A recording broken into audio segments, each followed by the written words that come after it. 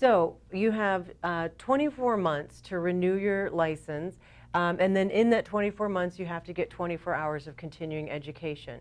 If you don't get the 24 hours of continuing education or you don't pay your fees, your license is going to be considered expired.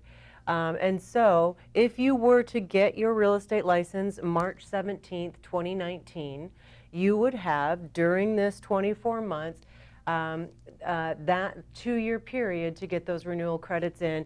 If you did not, and you notice it starts March 2017, in 2 years at the end of the month of which you got your license is going to go expired. So you do have, this was the 17th, but 2 years later they still keep it March, but they just push it to the last day of whatever month you got your license activated. So March 31st, if I haven't paid my fees or if I haven't got my continuing education in, I am now in expired status. Once I'm in expired status, I am no longer able to conduct any real estate activity.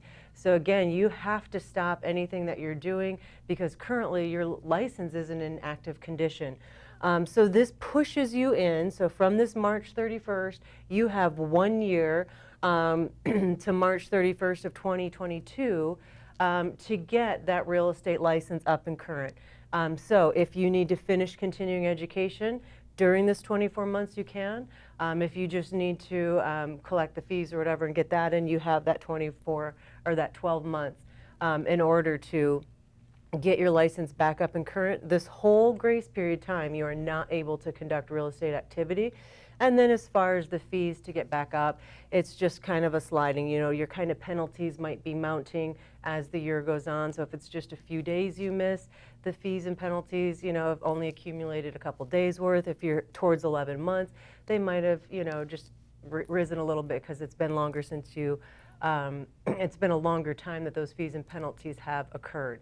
But you do have 1 year. At the end of that 1 year, now it's terminated. If you go to March 31st, 2022, and you have not paid your fees, and you have not gotten the continuing education in, and we cross over into April, now you're sitting through all the classes again, and you're testing, and you have to go through the whole process again to get your license, because after that grace period, your license will be terminated.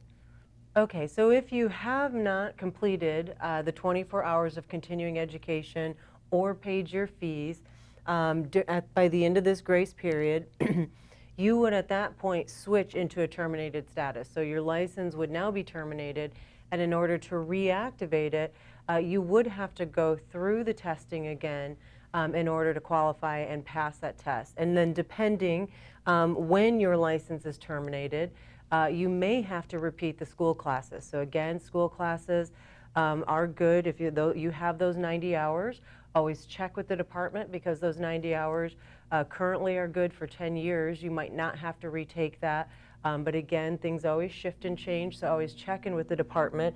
Although you may find, again, if it's been 3 or 4 years, even though your 90 hours of schooling are good, it might be kind of hard to go back without sitting through those classes again. But the key is your license is terminated and you now have to test back in to get that license back.